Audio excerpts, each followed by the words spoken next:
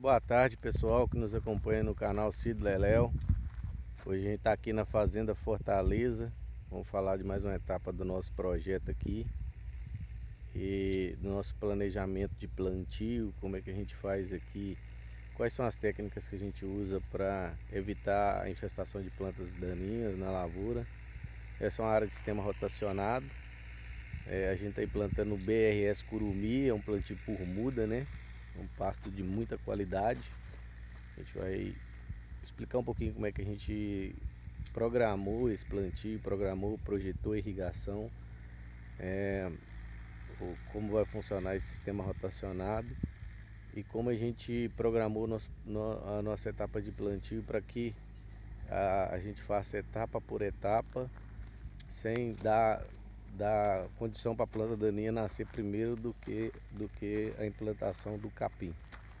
Beleza, pessoal? Espero que vocês gostem do vídeo e deem like no canal e compartilhem se vocês acharem de valia o material produzido aqui. Vou virar o vídeo aqui e vamos falar sobre o projeto um pouco mais para vocês entenderem. Bom, pessoal, como a gente já falou nos vídeos anteriores, essa área aqui é a primeira etapa do nosso projeto. Ela tem 3 hectares. Então a gente projetou a nossa irrigação ali para a área total de 7 hectares. Compreende essa área de cá, mais a aba do morro lá e aonde está o nosso viveiro de BRS Curumim, que é naquele cantinho lá.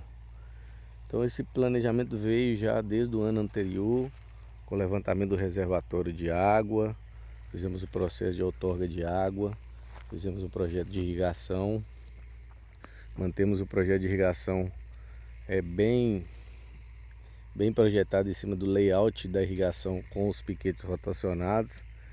Então nossos piquetes vão seguir a linha dos aspersores, né? Então vamos ter o piquete entre uma linha e outra da irrigação. Utilizamos aqui uma irrigação com aspersor de baixa vazão, um aspersor bem eficiente. Então a gente irriga uma quadra bem grande. Já levamos o projeto da forma final, né? Automatizado. Mas como o investimento é alto, a gente vai viabilizar primeiro essa etapa do processo. E aí quando a gente tiver produtividade de leite com o recurso, com a rentabilidade, a gente vai estendendo a nossa irrigação para os outros setores e aumentando a lotação dos animais. Então esses 3 hectares aqui a gente pretende manter a pasto 25 vacas, né, produzir uma média de 400 e poucos litros de leite por dia, entre 15 e 17 litros de média por animal.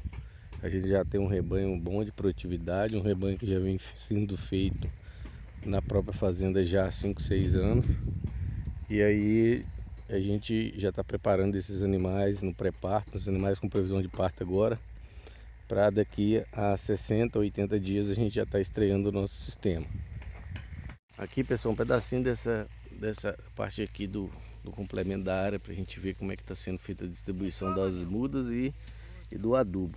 A questão do adubo, a gente tem uma betoneira na propriedade e a gente fez uma espécie de organo mineral. Então a gente aproveitou o esterco do curral que a gente já tinha um estoque juntado e aí a gente misturou uma proporção aqui de acordo com a análise de solo, que a gente precisa melhorar um pouco a matéria orgânica desse solo.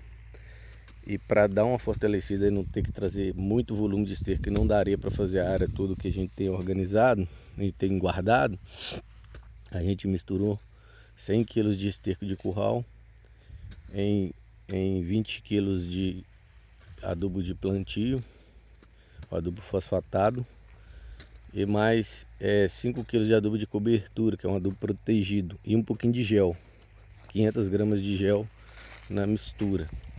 Assim a gente vai ter uma eficiência na germinação, vai promover a germinação do capim antes da planta invasora.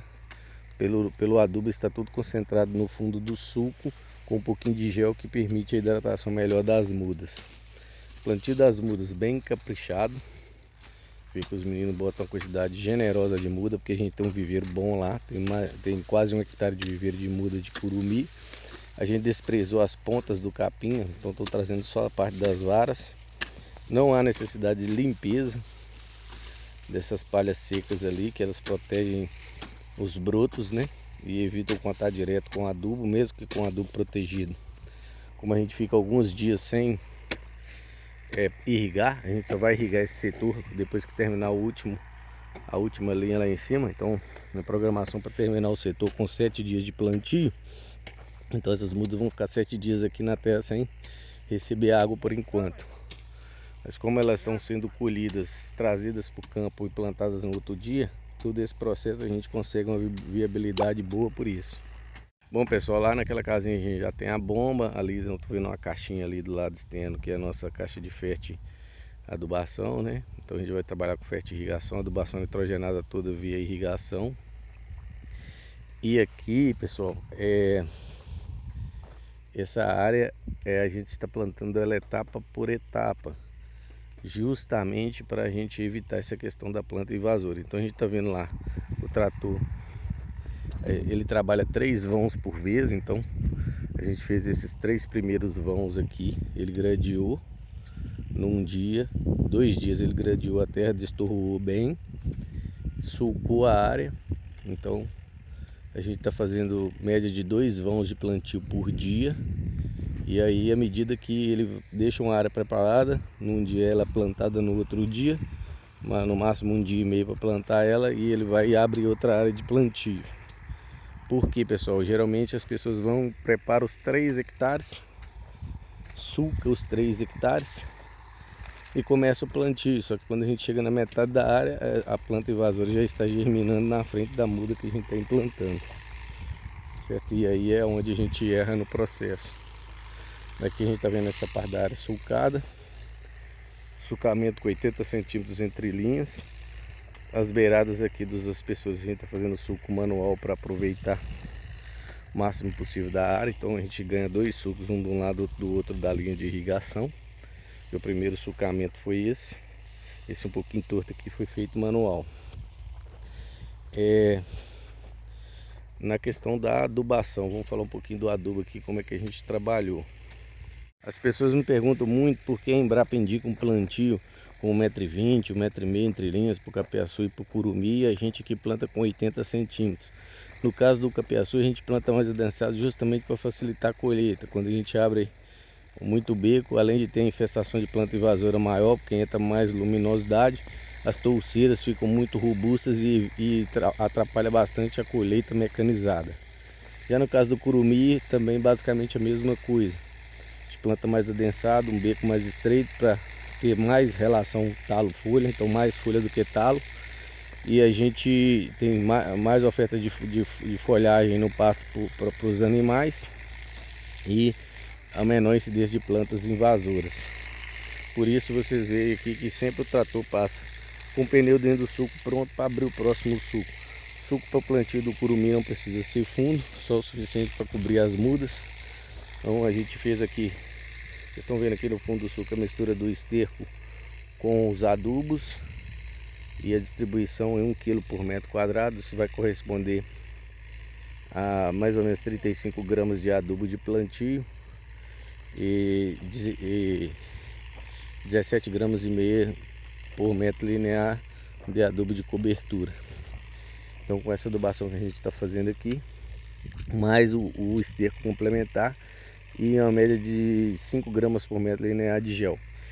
Com essa mistura que a gente está fazendo aqui, a gente tem condição de já fazer o plantio e esperar a planta chegar no ponto de consumo sem precisar de fazer a primeira adubação de cobertura. Nós estamos agora em meados do mês de julho, meados do mês de setembro a gente estreia o nosso sistema. Bom pessoal, aqui a gente está no meio certo da área. Aqui a gente vai ter um corredor principal aqui. Nossos piquetes serão nesse sentido e nesse sentido, certo? A gente começou o nosso plantio na segunda, hoje é quarta-feira.